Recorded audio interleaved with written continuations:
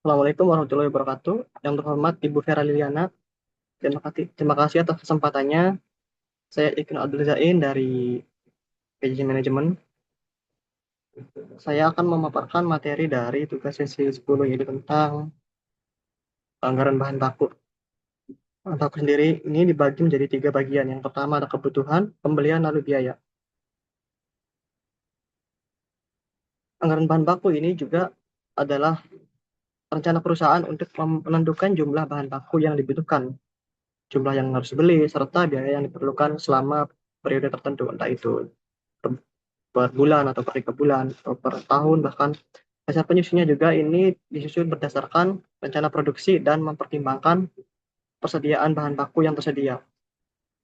Anggaran bahan baku ini merupakan bagian integral dari perencanaan produksi perusahaan secara keseluruhan.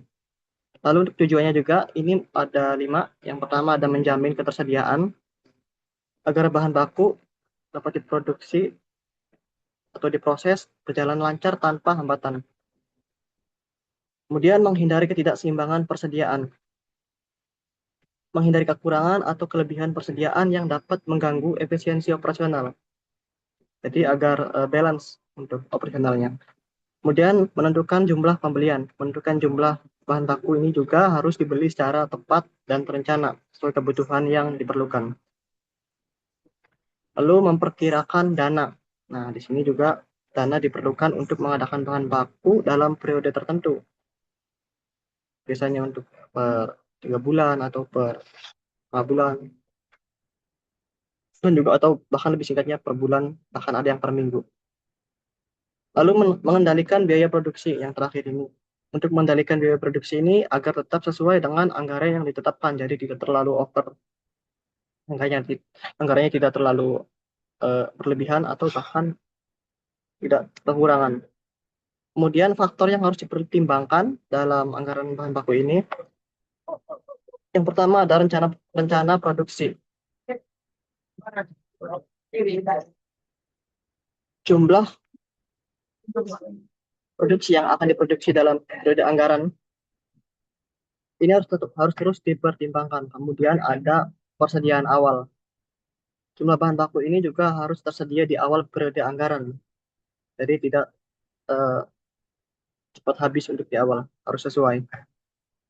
Lalu juga ada harga bahan baku yang berlaku atau diperkirakan selama periode anggaran. Sedangkan bahan baku ada yang naik harganya dan juga ada yang turun. Jadi ini sudah direncanakan untuk awal sampai akhir periode yang ditentukan. Untuk standar pemakaiannya, ini bahan baku per unit produksi yang harus dihasilkan harus memenuhi standar agar dapat eh, aman diproduksikan atau disebarkan secara luas.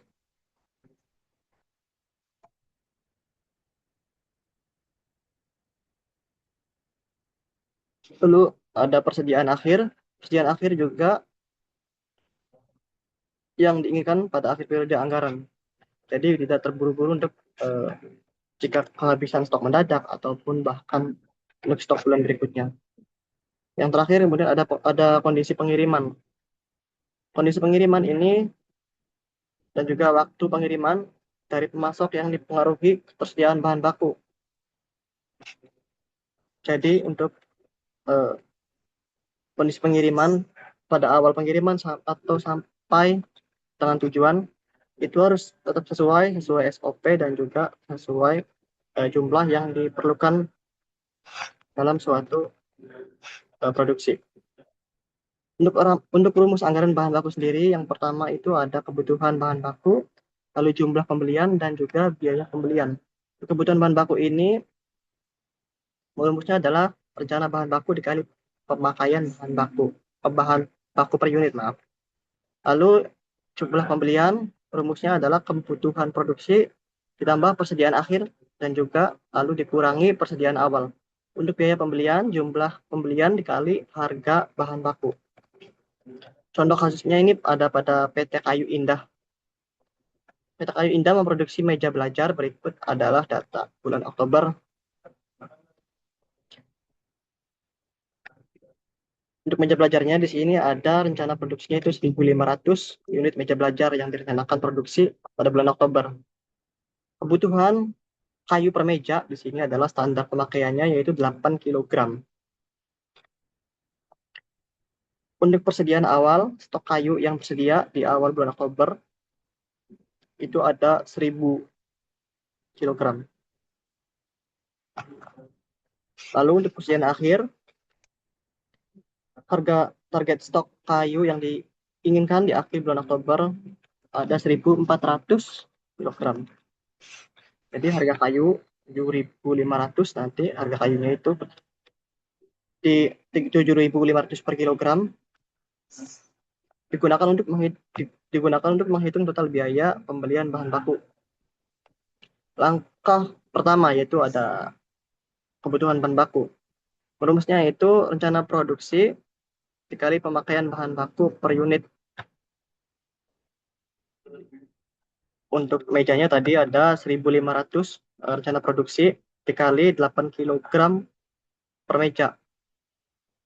Jadinya ada 12.000 kilogram. Jadi kebutuhan kayu untuk produksi adalah 12.000 kilogram di awal bulan. Untuk langkah berikutnya adalah jumlah pembelian. Kebutuhan produksi ditambah persediaan akhir dikurangi persediaan awal. Untuk kebutuhan produksinya tadi ada 12.000 kilogram. Lalu persediaan akhirnya ada 1.400 kilogram. Dikurangi persediaan awal 1.000 kilogram jadi 12.400 kilogram kayu. Untuk langkah berikutnya ada biaya pembelian. Rumus pembelian ini dikalikan dengan harga bahan baku.